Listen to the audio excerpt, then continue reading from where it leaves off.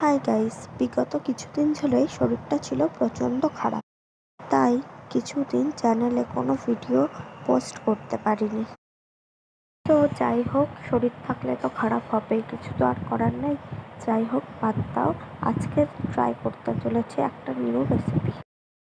So আজকে আমি try করতে চলেছি হলো কোরিয়ান রামেন। ম্যাগিটাকে ফার্স্ট ভালোভাবে সেদ্ধ বসিয়ে দিলাম, আর ওটার ভেতরে ছিল দুটো মশলা। একটা ছিল ভেজিসের, যেটাকে ফার্স্টে দিয়ে ভালোভাবে নাড়াচাড়া করার পর 2 মিনিটস মতো ফুটাতে দিয়েছিলাম।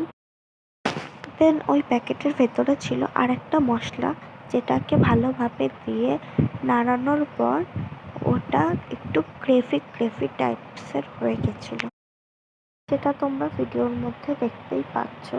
আর সিরিয়াসলি বলছি গাইস, যা ঝাল ছিল না, বলার মতো না।